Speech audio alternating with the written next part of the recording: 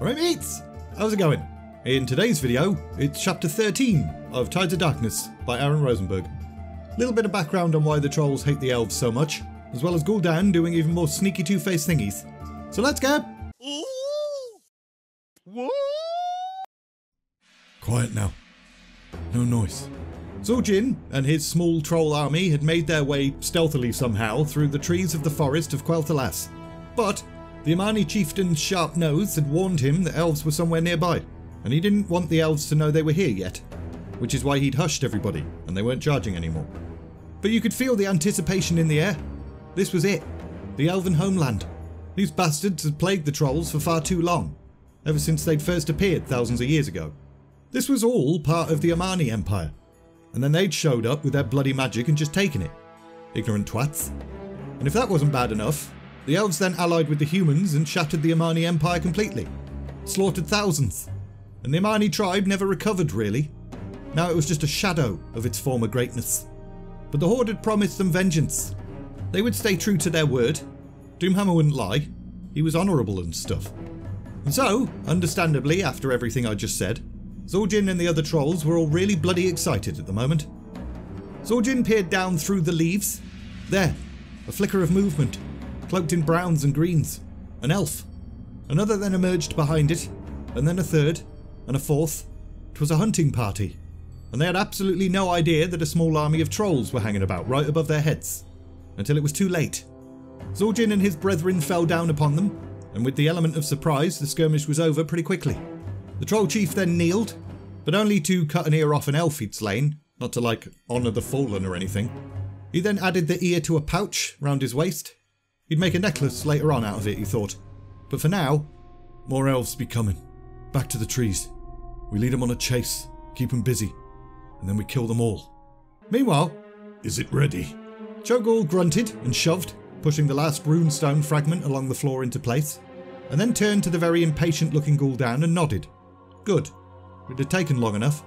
Several hours to dig out a single runestone, shatter it, and then carry the enormous pieces here.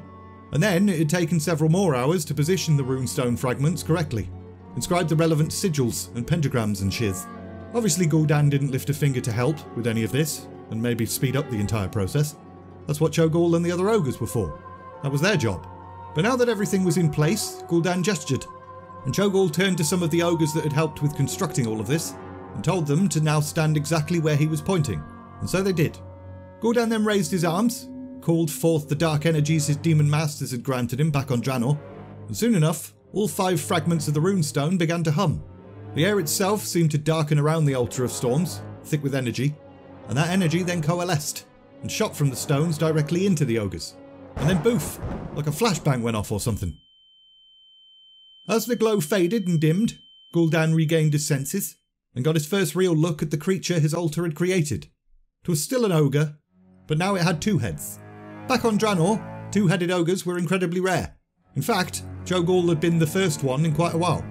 But now it seemed he wasn't alone. What am I? You are an ogre. Perhaps an ogre mage. An ogre mage? What does that mean? So Gul'dan explained about magi and warlocks and shaman and magic and stuff. And I am one of these? Possibly. There is a simple test. Gul'dan then stooped, picked up a leaf and handed it to the 2-headed creature.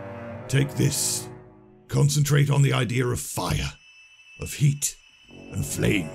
So the ogre frowned, with both faces, as if it was concentrating really hard. Good. Now bring that flame to life. Let it claim the leaf. Feel the heat warming your skin, almost burning your fingers. The leaf then burst into flame, and the ogre glanced up, looking really pleased with itself. I am an ogre mage then.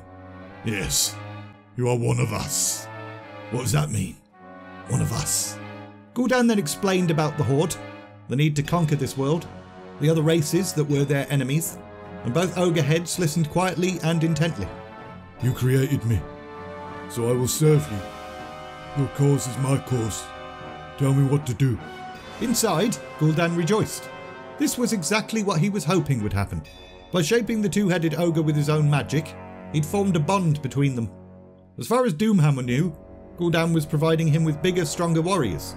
But the war chief had no idea that these new warriors would be completely and utterly loyal to Gul'dan. Not the Horde.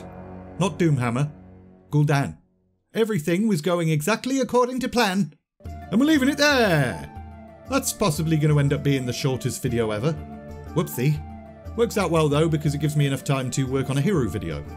Kind of been neglecting that recently because I was trying to ease back in after burning out, but it'll be nice to earn some money. As usual, links in the description for the book, my Patreon page, my Discord, all of that stuff. If you enjoyed this video, like, subscribe, all of that bollocks. And all that's left to say is, thanks for watching, and see ya!